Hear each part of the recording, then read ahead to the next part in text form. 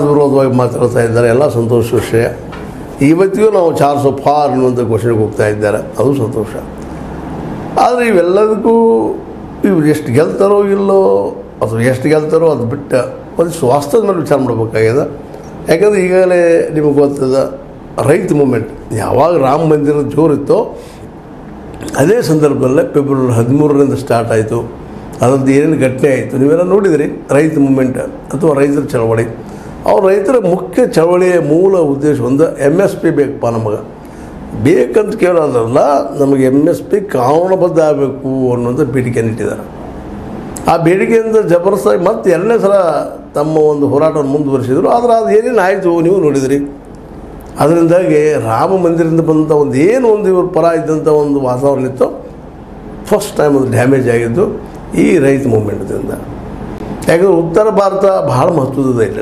ಯಾಕಂದರೆ ಉತ್ತರ ಭಾರತದ ಈ BJPಯ ಏನಪ್ಪ ಅಂದರೆ ಜೀವ ಜಲ. ಉತ್ತರ ಭಾರತದ ಒಂದು ಏನು ಕೌ ಬೆಲ್ಟ್ ಅದ, ಆ ಕೌ ಬೆಲ್ಟ್ದಲ್ಲೇ BJP ಏನಾದರೂ ವೀಕ್ ಆಯ್ತು ಅಂದ್ರೆ ಭಾಳ ಕಷ್ಟ ಅದ ಅವ್ರಿಗೆ.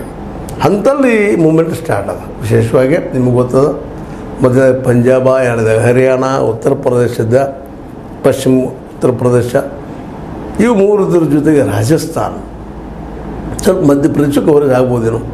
ಈ ಎಲ್ಲ ಭಾಗದಲ್ಲೇ ರೈತ ಮೂಮೆಂಟು, ರೈತರ ಆಂದೋಲನ ದೊಡ್ಡ ಪ್ರಮಾಣದಲ್ಲ ಹಿಂದೂ ಆಗಿತ್ತು. ನಿಮಗೆ 2021ರಾಗ ನಿಮಗೆ ಗೊತ್ತದ, 2021ರಾಗ ಒಂದು ಕಾಲೇ ಕಾನೂನು, 3 ಕಾಲೇ ಕಾನೂನು ವಿರೋಧವಾಗಿ 13 ತಿಂಗಳು ನಡೀತು. ಕೊನೆಗೆ ಮೋದಿಯವ್ರನ್ನ ಚೆನ್ನಾಗಿ ಇಲ್ಲಪ್ಪ ನಾನು ಹಿಂದೆ ತಗೊಳ್ತಾ ಇದ್ದೀನಿ, ರೈತರಿಗೆ ಕನ್ವಿನ್ಸ್ ಮಾಡೋಕ್ಕಾಗಲಿಲ್ಲ ನನಗನ್ನುವಂಥ ಮಾತನ್ನು ಹೇಳಿ 3 ಕಾಲೇ ಕಾನೂನುಗಳನ್ನು, ಅದರಾಗೂ ಕಾರ್ಪೊರೇಟ್ಗಳಿಗೆ ಹೆಲ್ಪ್ ಆಗುವಂಥ ಕಾನೂನನ್ನು ಹಿಂದೆ ತಗೊಂಡ್ರು. ಹಾಗೆ ಹಿಂದೆ ತಗೊಂಡ್ರೆ ಅಷ್ಟೇ ಪೂರ್ತಿ ಅದು ಬಂದ್ ಆಗಿಲ್ಲ. ಯಾಕಪ್ಪ ಅಂತಂದ್ರೆ ಈ ಭಯ ಇವತ್ತು ರೈತರಲ್ಲೂ ಅದ. ಅದಕ್ಕಾಗಿ ಮೊನ್ನೆ ಫೆಬ್ರವರಿ 13ರಿಂದ ಈ ಚಳವಳಿಯನ್ನು ಶುರು ಮಾಡಿದ್ರು ಅವರು ರೈತರು. ಈ ಮನುಷ್ಯ ಕೈ ಬಿಟ್ಟರೆ ಆಡಳಿತಕ್ಕೆ ಬಂದ್ರೆ ನಕ್ಕಿ ಇವರು ಆ ಕಾರ್ಯಕ್ಕೆ ತಂದು ತರ್ತಾರೆ, ತಮ್ಮ ಕಾರ್ಪೊರೇಟ್ಗಳಿಗೆ ಹೆಲ್ಪ್ ಆಗುವಂಥ ಒಂದು ಮಾರ್ಕೆಟನ್ನು ಕೊಡ್ತಾರೆ ಅವ್ರಿಗೆ ಅಂತ ಭಯ. ಈ ಭಯ ಇವತ್ತು ರೈತರಲ್ಲಿ ಎಷ್ಟು ಪ್ರಮಾಣದಲ್ಲಿದೆ, ಯಾವ ಪ್ರಮಾಣದಲ್ಲಿ ಇಲ್ಲ ಅನ್ನೋದು ಅಷ್ಟೇ ಚರ್ಚಾಸ್ಪದ ವಿಷಯ ಅದ. ಯಾಕಪ್ಪ ಅಂತಂದ್ರೆ ಚರ್ಚಾಸ್ಪದ ಅಂತಲ್ಲ, ಎಲ್ಲರಲ್ಲೂ MSP ಬೇಕಪ್ಪ.